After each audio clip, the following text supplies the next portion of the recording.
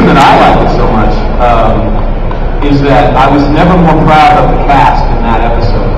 Because there was only two of us that had sung professionally before, me and Tony Head. And we were pretty cool with it. We didn't have to do a lot of dancing, so we just had to stand there and sing, and we were pretty confident about it. But everybody else was freaking out because they felt quite rightly that they signed on for a drama, a 1-hour drama, and they're good at that. They didn't go to the audition for the professional singer because they're not a professional singer, and they'll be made a fool of in front of the whole world by pretending to be able to do something that they're not qualified for. So there was a lot of stuff like, Joss, what are you doing to me? You know? But Joss wouldn't relent. He was going to force us to do it. And especially Sarah really just studied up. She had vocal coaches, and she really put her back into it and came up with the goods. And so we as a company went from abject terror to being fairly well proud of ourselves through the course of the week. And I really found out that there was some real courage in the cast. Yeah, that was also a really good episode. David Fury wrote that.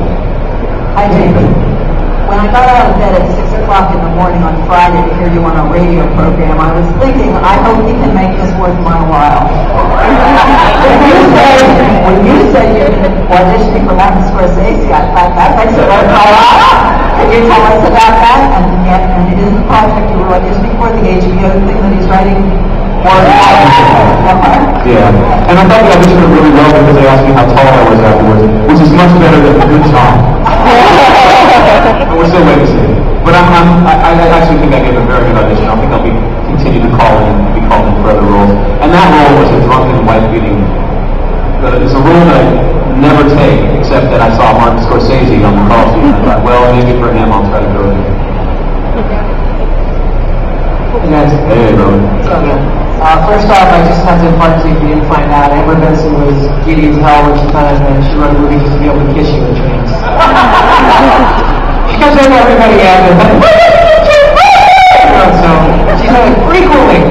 She was just the boss on the set, though. She never let me on that. She said, go stand on your tape, dude. And you know, the whole story around it, so chances are really cute fun stuff.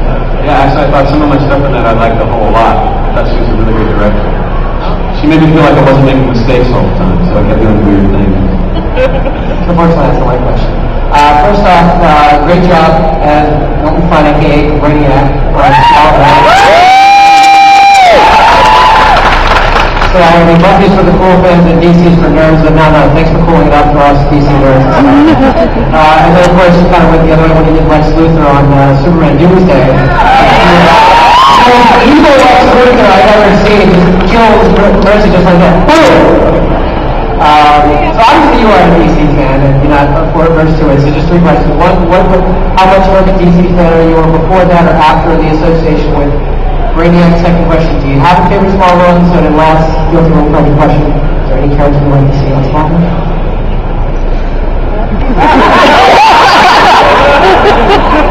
Mr. Mixing Place, or whatever that guy's name is. Oh, it's not you! I would like to see you on Smallville.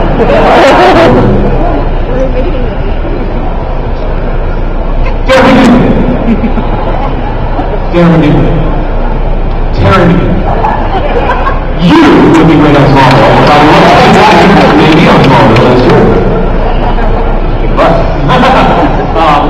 as far as DC, I enjoy DC. I was always a Batman guy. I like Superman, but it's hard for me to think about him getting killed in the comic book, so it's hard for me to go that. But still a very cool character, and I always liked him when the Flash and Superman had races back in the 70s. Who Wolverine. By the way, how do you tell a DC comic from a Marvel comic by just looking at one panel? In Marvel, the mouths are always open, and in DC, they're always closed.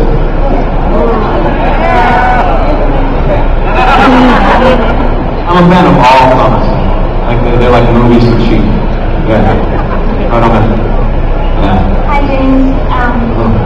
You work with one of the nicest people ever, and you talent very closely with Angel. I was just wondering, what's one of your most fondest memories of him? Andy was a truly sweet person. A lot of people can be sweet when things are going well. when everything's comfortable, almost anyone can be nice. But when you're in real pain, you really find out if someone has heart or not, or if they're just going to start whining and hurt other people. And the thing was is that Andy, the contacts that they gave him, his eyes just wouldn't take to them. And it was actually very hard to get a close-up on Andy because he'd be crying 12 hours a day. And he was, whenever they cut, he would just sit in a chair, go like this. And, but the cracking jokes all day. The nicest person. Really, and on a set, to have someone you can depend on, not to freak out and start, whining, it's just gold. Yeah, he was a good man.